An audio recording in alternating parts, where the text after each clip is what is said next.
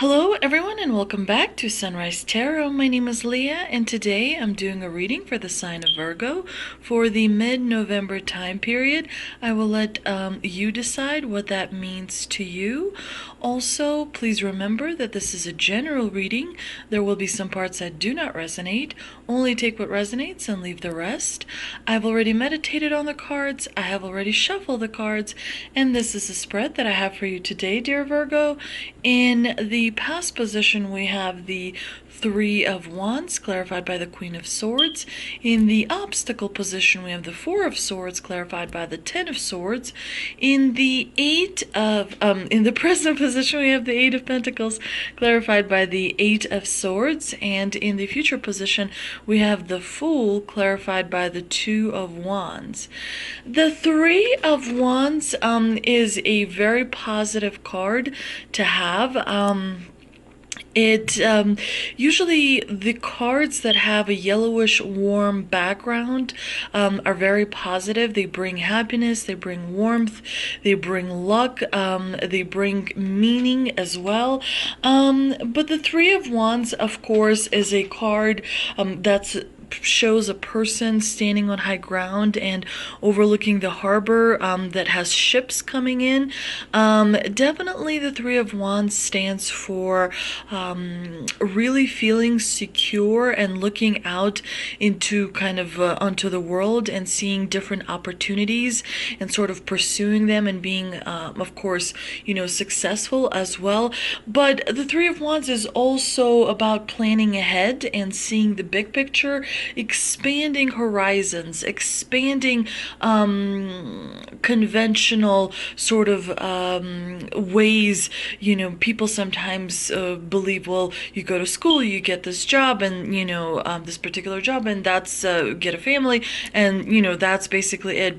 This card is all about expanding horizons. Sometimes it actually means the physical travel and exploration as well. Definitely about growth. Sometimes expanding horizons does include uncomfortable times where things may not go as they are planned, but it definitely brings abundance in return. The Three of Wands is really a steady kind of progress card. It's not immediate, instant sort of results, that come. It's definitely about, taking on more responsibilities, not being afraid or not being overwhelmed of kind of taking ownership of things, pursuing things that you really want, whether it could, it could mean in love, or it could mean expanding a family, working on some project. Definitely a really wonderful and positive card to have. The Queen of Swords generally is known as a bit of an ice queen. She's very intelligent, she's very direct, but she does keep her emotions kind of to herself. She's very masterful over her emotions, but she is an authority figure. She has been through challenges. She's accomplished a lot. So, she could represent a person. She could also represent a situation. Definitely that, you may have gone through in the past or were influenced by in the past. But in the conjunction here, in the combination, the Three of Wands and the Queen of Swords, it could mean that you were working on, something that meant a lot to you, but the outcome of that was not as what you expected it to be, or perhaps not what you wanted it to be. It could be that the Queen of Swords kind of brought a little bit of that struggle energy into the project, if you will. There were some challenges that you had to overcome. Remember that Remember that the swords are a suit of challenges. They do get a bad rap because they are, all about struggle. But definitely they also create a clear path. They also help communicate very clearly. They also kind of help achieve things faster, even though that may come at a little bit of a cost. In the obstacle position, we have the Four of Swords, clarified by the Ten of Swords.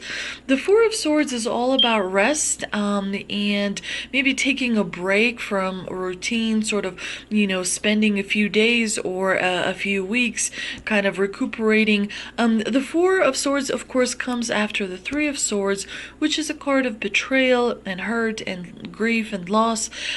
So it's no a surprise that the person in this card actually tonight is lying and kind of, resting. And the sword here at the bottom represents that the grudge has been buried, the conflict has been resolved.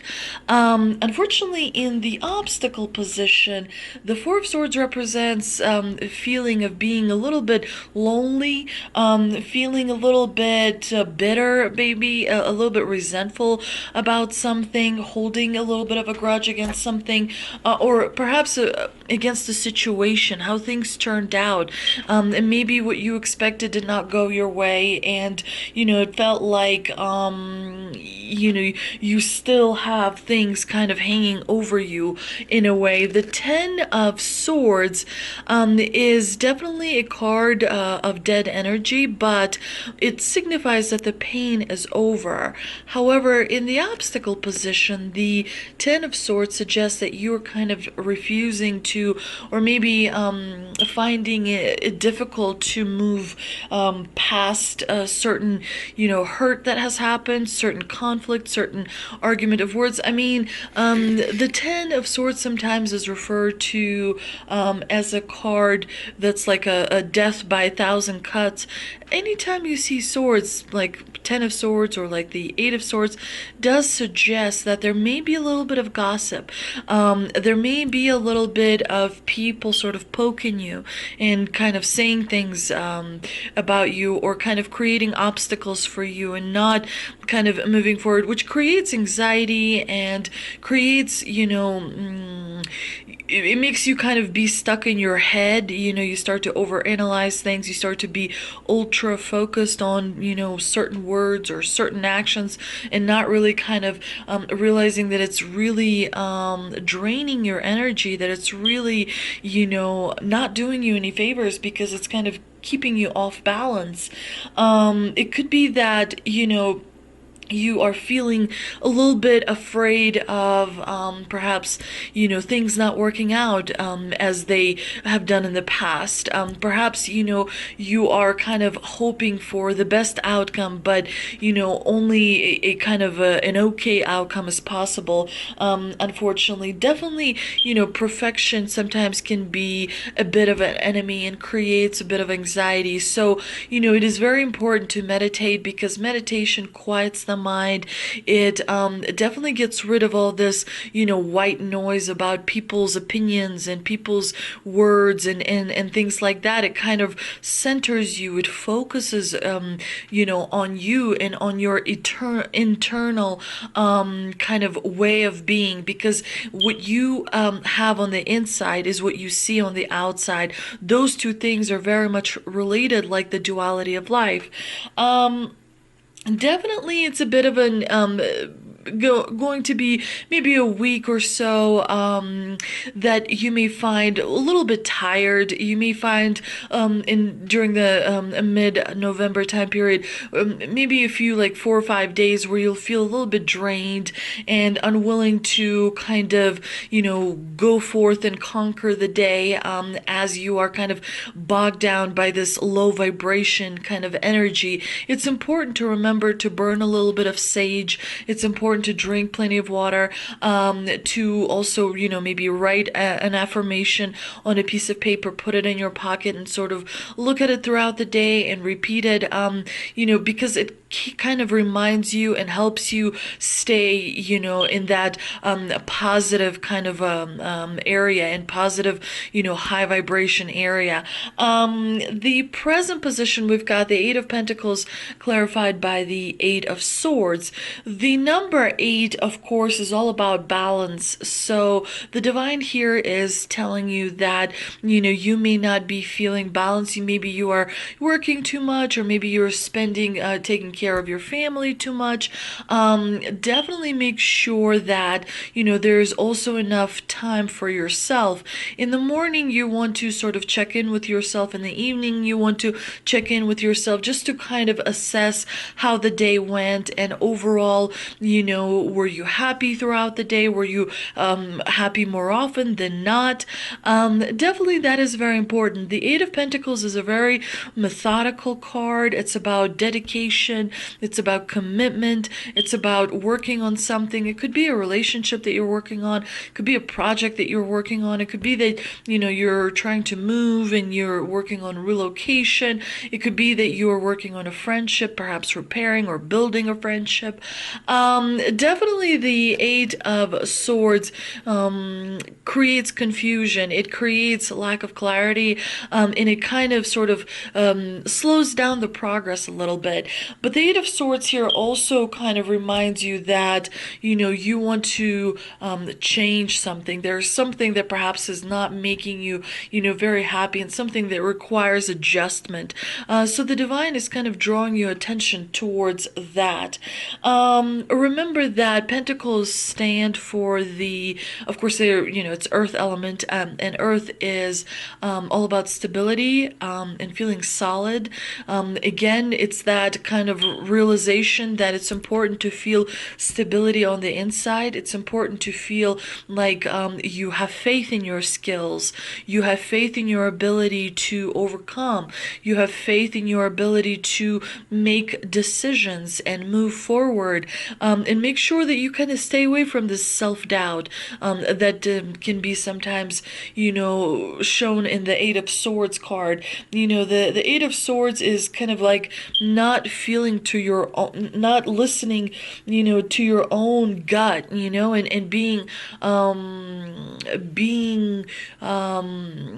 confused by perhaps other people. And sometimes those people are the ones we love the most. Only you know what is best for you. Only you know how you feel. Another person cannot feel the same way.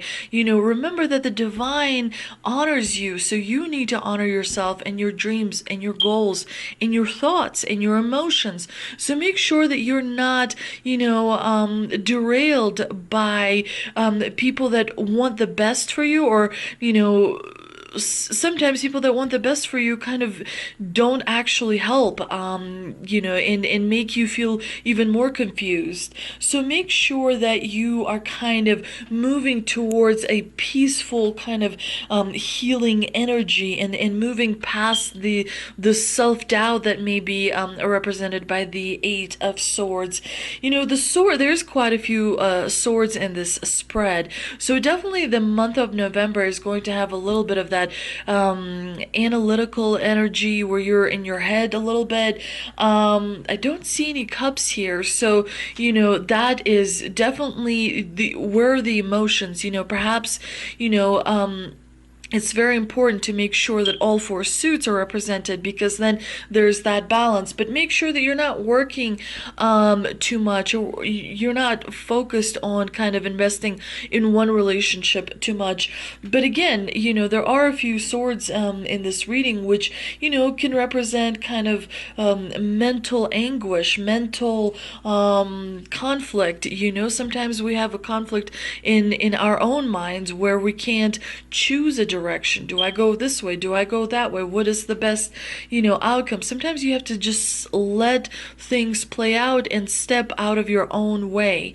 The future position outcome has the Fool clarified by the Two of Wands, which is really positive. I think that towards the end of November, your inner kind of vibrations are going to stabilize, and they're going to feel really good, because you're pursuing something new. You're deciding to go for something that you really want to enjoy.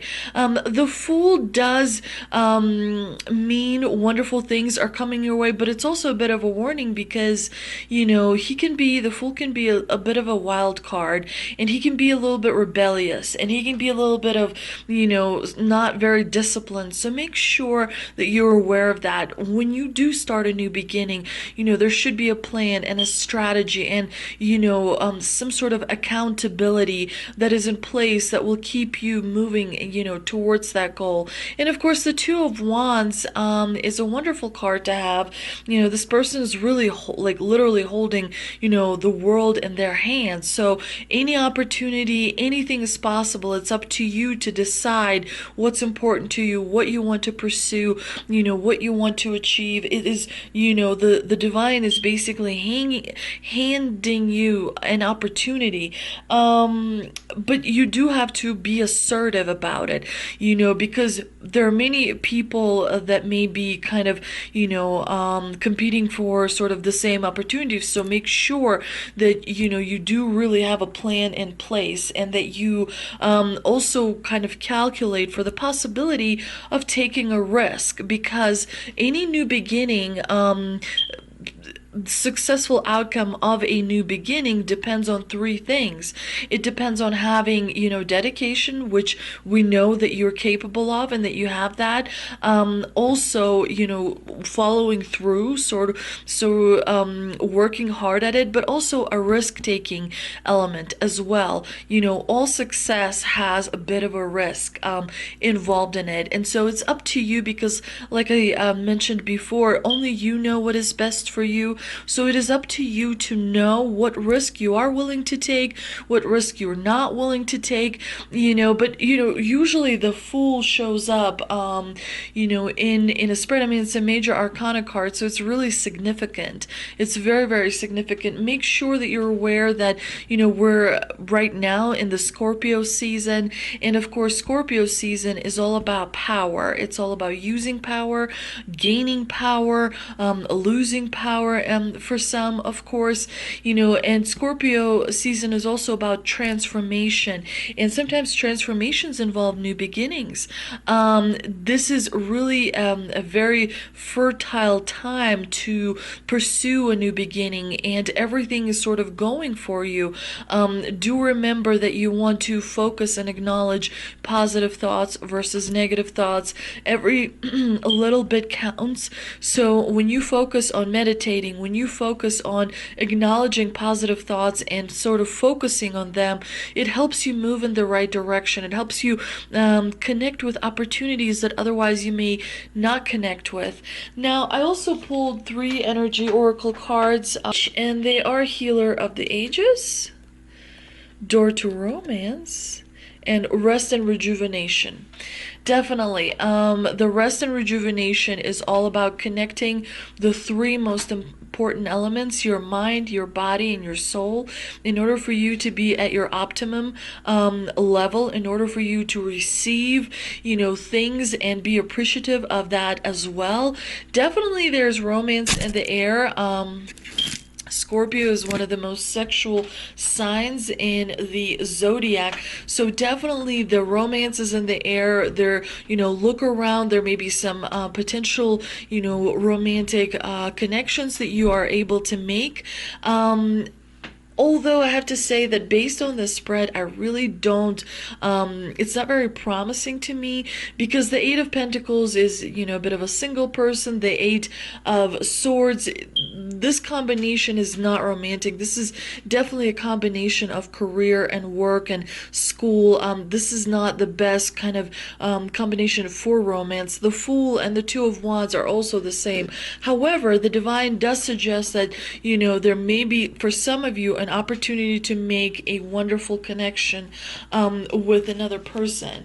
And of course, the Healer of the Ages is a really powerful card, and it's all about health, and it's all about vitality, and it's reminding you that there's amazing energy that's flowing within you, love and kind of healing and powerful intentions.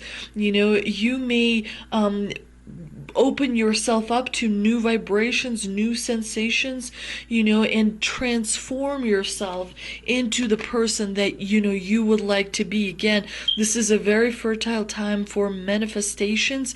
Make sure that you use it. For example, those of you that are kind of focusing on the romantic side of things, remember that November 14th is going to be a new moon, and it's going to be a new opportunity for you to manifest a connection. And of course, manifestation exists in a different dimension than our physical world. So you really kind of have to repeat it and work hard on it. Usually it takes sometimes 7 days, sometimes 21 days. It depends on kind of case by case situation. Let's see what answers from angels we've got, and they are. We've got within the next few months, no with an exclamation point, and meditation brings answers.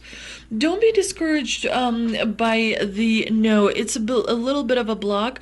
It's a little bit of an obstacle, but you do have, the Four of Swords and the Ten of Swords in the obstacle position, which definitely suggests to me that you have a little bit of meditation to complete in order to kind of get rid of those toxins and that low vibration energy, if you will. And definitely things are going to change within the next few months. Actually, you're going to start feeling much stronger and much more powerful and much better about the new beginning that may be happening towards the end of the year. And the beginning of the new year in January is when things are really going to take off. So definitely make sure that you are aware of that and watch that time period. I also pulled 3 mystical wisdom cards, and they are Epiphany, Seek Clarity, 7 Heavenly Virtues, Keys to Goodness, and Archangel Raphael, provider of healing for mind, body, and spirit. And that is exactly what, the meditation is going to bring you.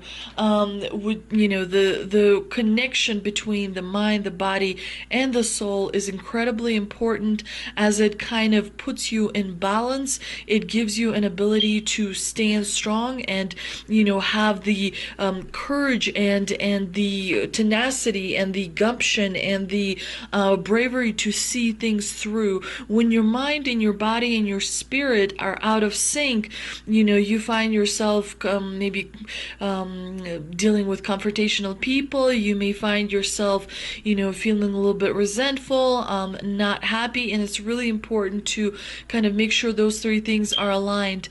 The clarity is definitely a big thing, especially in this reading, because you do have the 10 of Swords, you also have the 8 of Swords, which can be very confusing, and that confusing energy definitely blocks your progress and definitely blocks you from moving forward. The 7 heavenly virtues, this card represents spiritual enlightenment, divine knowledge, and wisdom. You have faith and believe in all that is good and meaningful.